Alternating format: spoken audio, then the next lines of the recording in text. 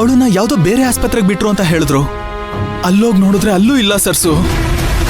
ಅದಕ್ಕೆ ಮನೆಗೆ ಬಂದಿರ್ತಾಳೆ ಅಂತ ಮನೆಗೆ ಹುಡ್ಕೊಂಡು ಬಂದೆ. ಇಲ್ಲಿ ನೋಡಿದ್ರೆ ಇಲ್ಲೂ ಇಲ್ಲ. ಏನ್ ಮಾಡೋದು ಗೊತ್ತಾಗ್ತಿಲ್ಲ ಸರ್ಸು. ನೋಡಪ್ಪ, ನೀನ್ ಕರ್ಕೊಂಡು ಹೋಗಿರೋ ಹಾಸ್ಪಿಟ್ಲಲ್ಲಿ ಅವಳಿಗೆ ಸರಿಯಾಗಿ ಟ್ರೀಟ್ಮೆಂಟ್ ಕೊಟ್ಟಿಲ್ಲ ಅನ್ಸುತ್ತೆ. ಅದಕ್ಕೆ ಅವಳು ಬೇರೆ ಕಡೆ ಹೋಗಿರ್ಬೋದು. ಅದ್ ನನ್ಗೂ ಹೇಳ್ಬೋದಿತ್ತಲ್ವಾ ಸರ್ಸು, ಅಥವಾ ನಾನೇ ಹೋಗಿ ಡ್ರಾಪ್ ಮಾಡಿರ್ತಿದ್ದೆ. ಇಲ್ಲ ಸರ್ಸು, ಮೈನಾ ಯಾವತ್ತೂ ಈ ರೀತಿ ನಡ್ಕೊಂಡಿಲ್ಲ. ಅವಳು ಈ ತರ ನಡ್ಕೋತಾ ಇದ್ದಾಳೆ ಅಂದ್ರೆ ಅವಳಿಗೇನೋ ಸಮಸ್ಯೆ ಆಗಿರುತ್ತೆ. ಆ ಸಮಸ್ಯೆ ನನ್ನ ಹತ್ರ ಹೇಳ್ಕೋತಾ ಇಲ್ಲ. ಆ ಡಾಕ್ಟ್ರು ಕೂಡ ನನ್ನ ಹತ್ರ ಹೇಳ್ತಾ ಇಲ್ಲ. ಏನ್ ಮಾಡ್ಲಿ ಗೊತ್ತಾಗ್ತಿಲ್ಲ. ಇದನ್ನ ಹೇಗ್ ತಿಳ್ಕೊಳ್ಳೋದು ಅಂತ ಗೊತ್ತಾಗ್ತಿಲ್ಲ. ಅಷ್ಟೇ ತಾನೇ, ಅವಳಿಗೆ ಯಾವ ಆಸ್ಪತ್ರೆ ಕರ್ಕೊಂಡು ಹೋಗಿದ್ಯೋ ಅಲ್ಲಿ ನನ್ನೂ ಕರ್ಕೊಂಡು ಹೋಗು. ನನ್ ಸೊಸೆಗೆ ಏನಾಗಿದೆ ಅಂತ ನಾನೇ ಡಾಕ್ಟರ್ ಹತ್ರ ಕೇಳ್ತೀನಿ. ಬೇಡ ಬೇಡ, ನಾನೇನಾದ್ರೂ ಮಾಡಿ ತಿಳ್ಕೊತೀನಿ. ಅವ್ರು ಹೇಳ್ತಿಲ್ಲ ಅಂತಂದ್ಯಲ್ಲೋ. ಅದಾಗ್ಲಿಲ್ಲ ಅಂದ್ರೆ ನಾನೇ ಮೈನಾ ಹತ್ರ ಮಾತಾಡಿ ತಿಳ್ಕೊತೀನಿ. ಬಿಡು ಸರ್ಸು. ಮೈನಾ ಹತ್ರ ಏನಾದ್ರೂ ಜಗಳ ಮಾಡಿದ್ಯಾ? ಅಯ್ಯೋ ಇಲ್ಲ ಸರ್ಸು, ನಾನು ಅವಳ ಜೊತೆ ಯಾಕೆ ಜಗಳ ಆಡ್ಲಿ? ನಿಜವಾಗ್ಲೂ? ನಿಜವಾಗ್ಲೂ ಇಲ್ಲ ಸರ್ಸು. ಅಥವಾ ಬಿಡು, ನಾನು ಅವಳನ್ನ ಹುಡುಕ್ತೀನಿ. ನಾನು ಹೊಡ್ತೀನಿ. ಬಾಯ್. ಧ್ರುವ, ಅಯ್ಯೋ ದೇವ್ರೆ, ಏನಾಗಿದೆ ಇವನ್ಗೆ? ಯಾಕಿಷ್ಟು ಗಾಬರಿ ಆಗಿದ್ದಾನೆ? ಮೈನಾ ಯಾವತ್ತೂ ಈ ತರ ನಡ್ಕೊಂಡಿಲ್ವಲ್ಲ? ಇಲ್ಲ, ಏನೋ ತೊಂದರೆ ಆಗಿದೆ. ಏನ್ ಮಾಡೋದೀಗ?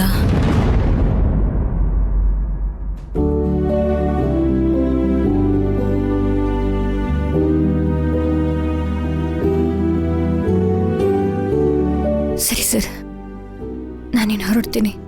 ಮೈನಾ, ನೀನಿನ್ ಮುಂದೆ ಹಾಸ್ಟೆಲಲ್ಲಿ ಇರೋದು ಬೇಡ. ಯಾಕೆ ಸರ್? ಅಂದ್ರೆ ಸ್ವಲ್ಪ ದಿನ ನೀನಲ್ಲಿರೋದು ಬೇಡ ಅಂತ. ಅದೇ ಯಾಕೆ ಸರ್? ನೀನು ಪ್ರಾಪರ್ ಆಗಿ ಊಟ ತಿಂಡಿ ಮಾಡಿ ರೆಸ್ಟ್ ತಗೋಬೇಕು ಅಂತ ಡಾಕ್ಟರ್ ಹೇಳಿಲ್ವಾ? ಅದಕ್ಕೆ ಅದಕ್ಕೆ ನೀನೊಂದು ಸ್ವಲ್ಪ ದಿನ ನಮ್ಮನೇಲೆ ಬಂದಿರು. ಬೇಡ ಅಂತ ಹೇಳ್ಬೇಡ ಪ್ಲೀಸ್. ಬೇಡ ಸರ್, ನಾನು ಹಾಸ್ಟೆಲಲ್ಲೇ ಇರ್ತೀನಿ. ಅಲ್ಲಿ ನನಗೆ ಊಟ ತಿಂಡಿ ಚೆನ್ನಾಗೈತೆ, ಕಣ್ ತುಂಬ ನಿದ್ದೆನೂ ಮಾಡ್ತೀವಿ. ಡಾಕ್ಟ್ರ್ ಹೇಳಿದ್ರಲ್ವಾ, ನಾನು ಆರೋಗ್ಯನ ಸರಿಯಾಗಿ ನೋಡ್ಕೊಂಡಿಲ್ಲ ಅಂತ. ಅದಕ್ಕೆ ಇಷ್ಟೆಲ್ಲ ಆಗೈತೆ. ಇನ್ಮೇಲೆ ಹಾಗಾಗಲ್ಲ. ನಾನು ಹಾಸ್ಟೆಲಲ್ಲೇ ಇರ್ತೀನಿ ಸರ್. ನಮಗೇನೂ ತೊಂದರೆ ಆಗಲ್ಲ. ಇಲ್ಲ ಸರ್, ದಯವಿಟ್ಟು ಬೇಜಾರು ಮಾಡ್ಕೋಬೇಡಿ. ಸರಿ, ಮಾತ್ರ ತಗೋ. ನಡಿ.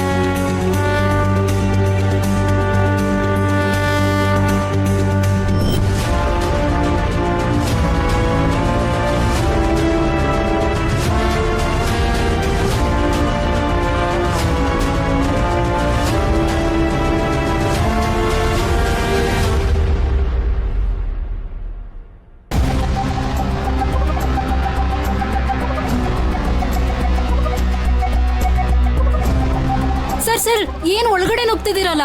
ನಾನು ಡಾಕ್ಟರ್ ಹತ್ರ ಮಾತಾಡ್ಬೇಕು. ಕೂತ್ಕೊಳ್ಳಿ, ನಾನು ಡಾಕ್ಟರ್ ಹತ್ರ ಕೇಳ್ಬೇಕು. ಕೂತಿರಿ ಇಲ್ಲಿ. ನನಗೆ ಕಾಯೋದಕ್ಕಾಗಲ್ಲ, ನಾನು ಮಾತಾಡ್ಬೇಕಷ್ಟೇ.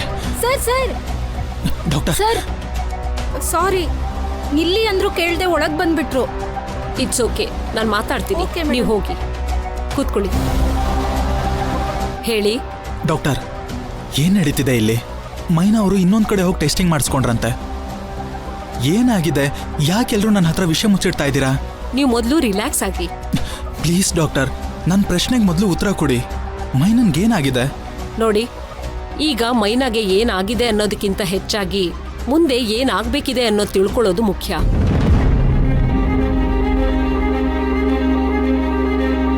ಅಂದ್ರೆ ಏನ್ ಹೇಳ್ತಾ ಇದ್ದೀರಾ ನೀವು? ಮೈನಾ ಅವ್ರಿಗೇನ್ ಬೇಕಾಗಿದೆ? ಈಗ ಅವರಿಗೆ ದೈಹಿಕ ಸಮಸ್ಯೆಗಿಂತ ಮಾನಸಿಕ ಸಮಸ್ಯೆ ಹೆಚ್ಚಾಗಿದೆ.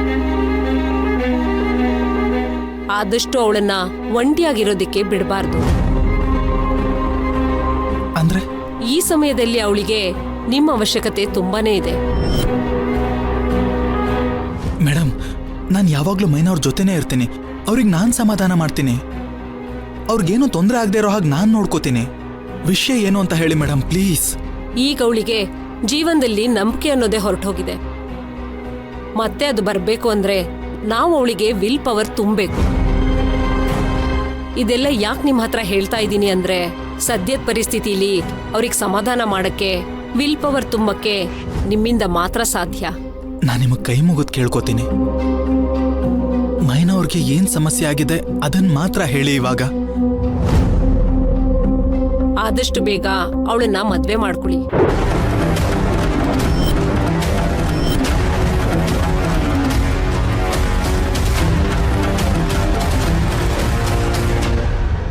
ಮೈನಾ ಅವ್ರಿಗೆ ಏನ್ ಸಮಸ್ಯೆ ಆಗಿದೆ ಅದನ್ ಮಾತ್ರ ಹೇಳಿ ಇವಾಗ.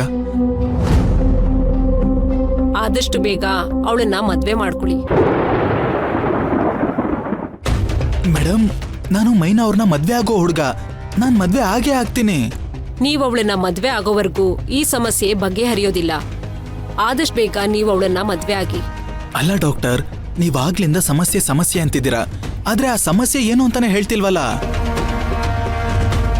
ಮೈನಾ ಅವ್ರೇನಾದ್ರೂ ನಾನು ಅವ್ರನ್ನ ಮದ್ವೆ ಆಗಲ್ಲ ಅಂತ ಅನ್ಕೊಂಡಿದಾರಾ? ಅದ್ರ ಬಗ್ಗೆ ಯೋಚನೆ ಮಾಡಿ ಟೆನ್ಷನ್ ಮಾಡ್ಕೊಂಡಿದಾರಾ? ಆ ಥರ ಆಗೋದಕ್ಕೆ ಸಾಧ್ಯನೇ ಇಲ್ಲ ಮೇಡಮ್. ನಾನು ಅವ್ರ ನಂಬಿಕೆ ಕಳ್ಕೊಳ್ಳೋಂಥ ಕೆಲಸ ಏನೂ ಮಾಡೇ ಇಲ್ಲ. ಸರಿ ಮೇಡಮ್, ಸಮಸ್ಯೆ 1000 ಇರಲಿ, ಪರಿಹಾರ ಏನು ಅಂತ ನೀವು ನನಗೆ ಹೇಳಿದ್ದೀರಾ ಅಲ್ವಾ? ಆದಷ್ಟು ಬೇಗ ನಾನು ಅವ್ರನ್ನ ಮದುವೆ ಆಗ್ತೀನಿ. ಅವ್ರನ್ನ ನಾನು ಚೆನ್ನಾಗಿ ನೋಡ್ಕೋತೀನಿ. ನಾನೇನು ಬರ್ತೀನಿ ಡಾಕ್ಟರ್. ಈ ಹುಡುಗನ್ ಮಾತ್ ಕೇಳಿದ್ರೆ ಇವನ್ ತುಂಬಾ ಒಳ್ಳೆಯವನು ಅಂತ ಕಾಣಿಸ್ತಿದೆ. ಆದ್ರೆ ಆ ಹುಡುಗಿ ಸಮಸ್ಯೆ ಕಾರಣ ಯಾರು? ತುಂಬಾ ಕನ್ಫ್ಯೂಸ್ ಆಗ್ತಿದೆಯಲ್ಲ.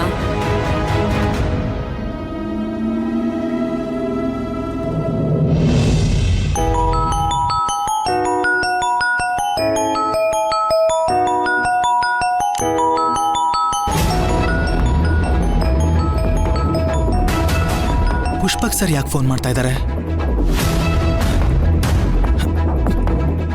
Hello sir. ಹಾ ಧ್ರುವ, ಎಲ್ಲಿದ್ಯಾ? ಸರ್, ಸ್ವಲ್ಪ ಕೆಲ್ಸದ ಮೇಲೆ ಹೊರಗೆ ಬಂದಿದ್ದೆ. ಧ್ರುವ, ನೀನ್ ಯಾವ ಕೆಲ್ಸದಲ್ಲಿ ಹೊರಗಡೆ ಇದೆಯೋ ನನಗೆ ಗೊತ್ತಿಲ್ಲ. ಆದ್ರೆ ನಾನೀಗ ಕಳಿಸ್ತಿರೋ ಲೊಕೇಶನ್ಗೆ ನೀನ್ ಇಮಿಡಿಯೇಟ್ ಆಗಿ ಬರಬೇಕು. ನಾನು ನಿನ್ನ ಹತ್ರ ಮಾತಾಡಬೇಕು. ಸರ್, ಏನ್ ವಿಷಯ ಸರ್? ಧ್ರುವ, ಹೇಳ್ದಷ್ಟು ಮಾಡು. ನಾನು ನಿನಗೆ ಶೇರ್ ಮಾಡೋ ಲೊಕೇಶನ್ಗೆ ನೀನು 20 ನಿಮಿಷದಲ್ಲಿ ಬರಬೇಕು ಅಷ್ಟೇ. ಸರ್,